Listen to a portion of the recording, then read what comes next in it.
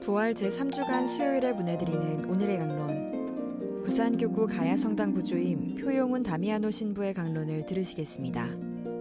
오늘 복음은 요한복음 6장 35절에서 40절까지의 말씀입니다.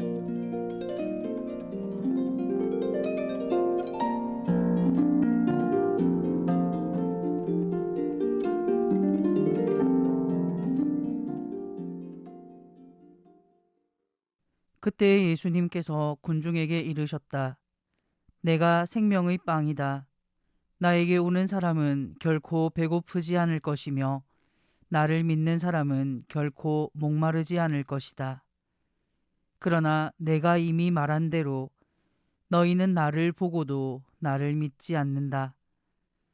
아버지께서 나에게 주시는 사람은 모두 나에게 올 것이고 나에게 오는 사람을 나는 물리치지 않을 것이다. 나는 내 뜻이 아니라 나를 보내신 분의 뜻을 실천하려고 하늘에서 내려왔기 때문이다. 나를 보내신 분의 뜻은 그분께서 나에게 주신 사람을 하나도 잃지 않고 마지막 날에 다시 살리는 것이다.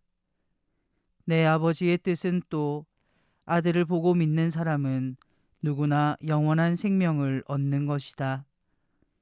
나는 마지막 날에 그들을 다시 살릴 것이다.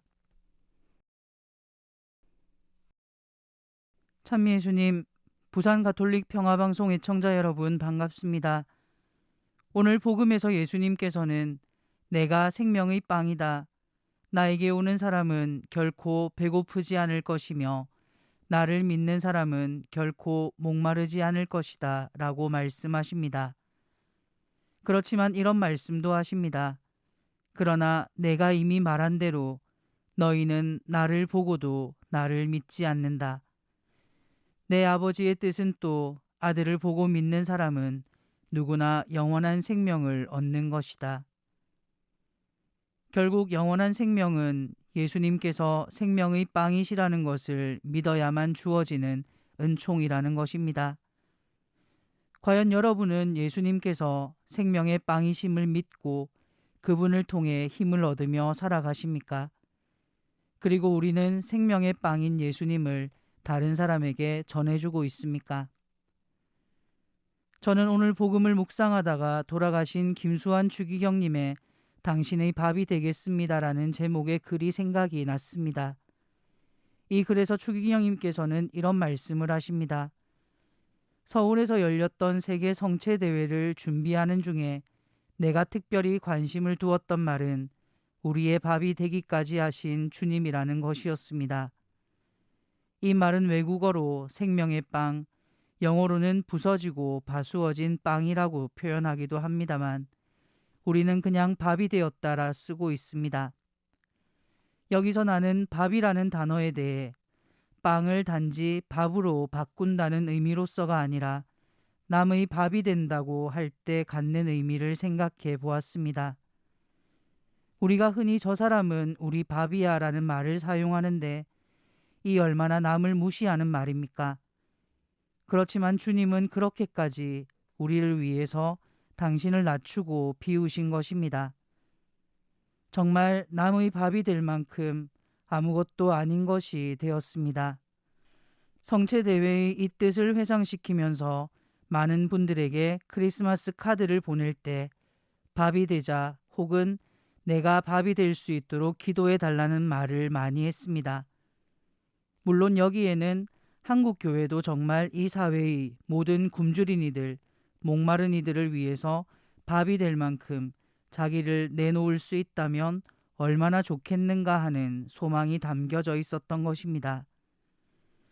오늘 우리 사회가 전체적으로 지니고 있는 가치관은 치열한 생존 경쟁 속에서 나는 결코 남의 밥이 될 수 없다는 것입니다. 나는 남의 밥이 될 수 없다는 것만이 아니라 오히려 남을 자기의 밥으로 삼으려고 하는 가치관 속에 살고 있습니다. 바로 이런 것 때문에 인권 유린을 자행하는 각종 사회 문제가 일어나는 것입니다. 그러므로 우리가 예수님의 밥이 되기까지 하신 그 정신을 깊이 깨닫고 산다면 절대로 남의 밥이 될 수 없다는 자기중심적이고 약육강식의 논리에 사로잡힌 이 사회를 구할 수 있지 않을까 생각합니다. 추기경님의 말씀처럼 남을 내 밥으로 만든다가 아니라 내가 남의 밥이 된다라는 마음으로 자신을 낮추고 남을 섬기며 살아간다면 우리 역시 또 하나의 생명의 빵이 되지 않을까 생각합니다. 우리에게 영원한 생명을 주는 예수님의 몸을 받아 모시고 우리 역시 또 하나의 생명의 빵이 되어 이웃에게 생명을 전해줄 수 있는 기쁨을 누릴 수 있었으면 합니다.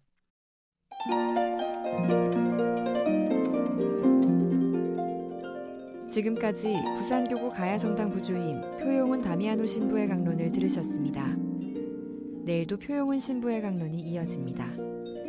오늘의 강론은 공인회계사 임만섭 바오르 형제님과 함께합니다.